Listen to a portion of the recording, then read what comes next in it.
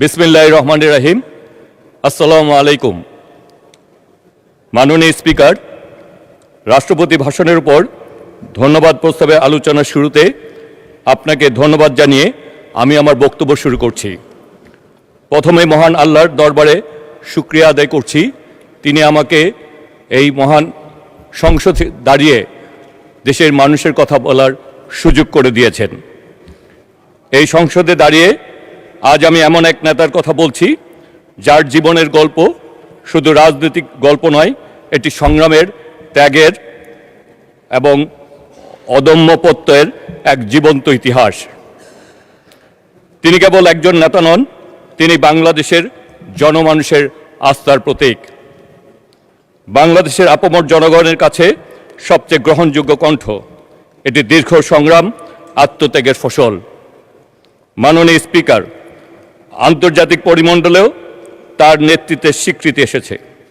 বিশ্বখ্যাত টাইম ম্যাগাজিনে বিশ্বের 100 প্রভাবশালী ব্যক্তিত্বের তালিকায় তার স্থান লাভ সেই সত্যকেই উচ্চারণ করে।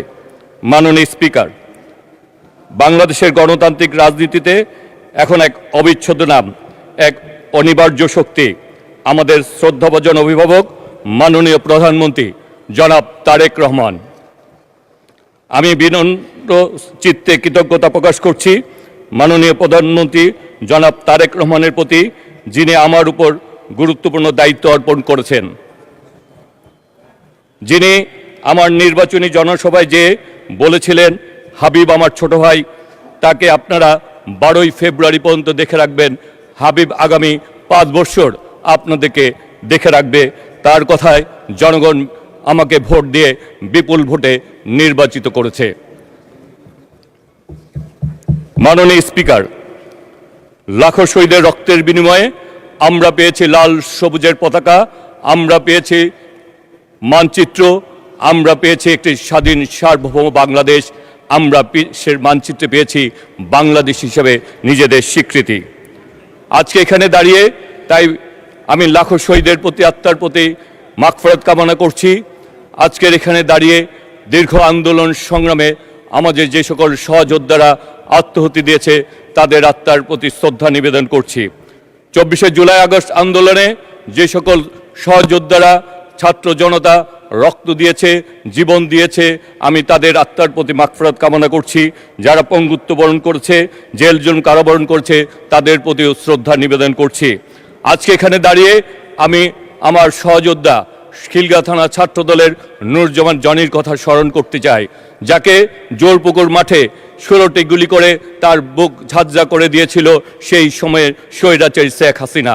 সেই দিন তার বাবা বলেছিলেন, আমার সন্তানকে হত্যা করার জন্য একটি বুলেটই যথেষ্ট ছিল, তাকে কেন 16টা গুলি করে আমার সেই সন্তানের বুক ঝাঁঝরা করে দেওয়া হয়েছিল। আজকে এখানে আমি সেই জনির আত্মার মাগফিরাত কামনা করছি।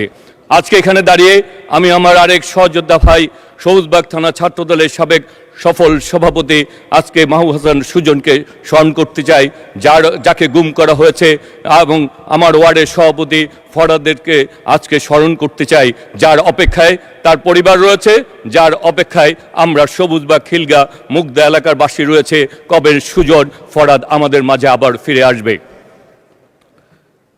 মাননীয় স্পিকার, আজকে এখানে দাঁড়িয়ে আমি শহীদ শরীফ ওসমান হাদির কথা স্মরণ করছি, তার আত্মার মাগফিরাত কামনা করছি, এবং এই পবিত্র সংসদে আমি শরীফ ওসমান হাদির হত্যাকারীদের দৃষ্টান্তমূলক বিচার দাবি করছি।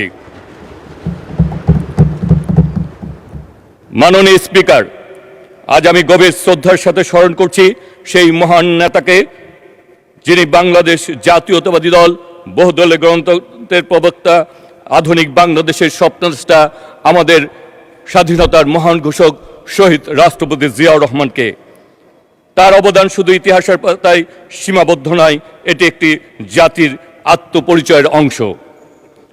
একই সঙ্গে আমি শ্রদ্ধাভরণ স্মরণ করছি গণতন্ত্রের মাতা, আপসীন নেত্রী, 3 বারের সাবেক সফল প্রধানমন্ত্রী মরহুমা বেগম খালেদা জিয়াকে। তিনি গণতন্ত্রের জন্য সংগ্রাম করে এক অবিনশ্বর প্রতীকে নিজেকে দৃষ্টান্ত স্থাপন করেছেন, যিনি গত 17 বছর প্রতিকূলতার মধ্যেও মাথা নত করেননি। সন্তানের মৃত্যু সহ্য করেছেন, তবু অন্যায়ের সাথে আপোষ করেনি। মহান আল্লাহর দরবারে আমি তাদের জন্য জান্নাতুল ফেরদৌস প্রার্থনা করছি। মাননীয় স্পিকার, অত্যন্ত বিনীতভাবে আমি এই মহান সংসদকে জানাতে চাই, এটি আমার দ্বিতীয় জীবন। মহান আল্লাহর অশেষ রহমত, দেশবাসীর দোয়ায় আমি এখনো বেঁচে আছি। আমার ফিরে পাওয়া এই জীবনে দেশবাসীর কল্যাণে নিজেকে নিয়োজিত করতে চাই। শহীদ প্রেসিডেন্ট জিয়াউর রহমান, দেশনেত্রী বেগম খালেদা জিয়া, জনাব তারেক রহমানের দিক নির্দেশনায় আগামীর বাংলাদেশ বিনির্মাণে নিজেকে নিয়োজিত করতে চাই। মাননীয় স্পিকার, রাষ্ট্রপতি ভাষণের অতীত স্বৈরাচারী শাসনের যে চিত্র ফুটে উঠেছে তা কোনো রাজনৈতিক বক্তব্য নয়, এটি একটি বাস্তবতা। সেই সময় গণতন্ত্র ক্ষতিগ্রস্ত হয়েছে। মাননীয় প্রতিমন্ত্রী, আপনি 1 মিনিটে কনক্লুড করে দেন, শেষ করেন।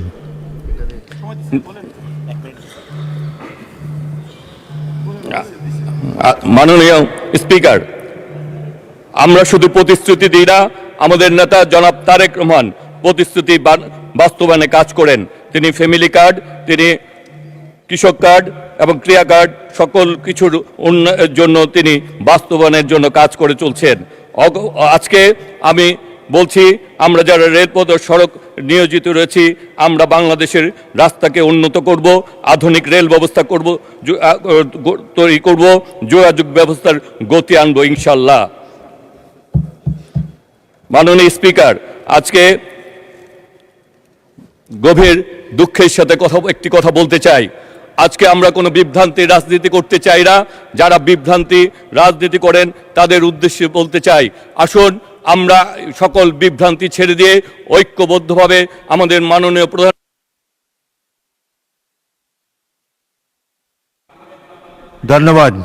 ধন্যবাদ মাননীয় প্রতিমন্ত্রী।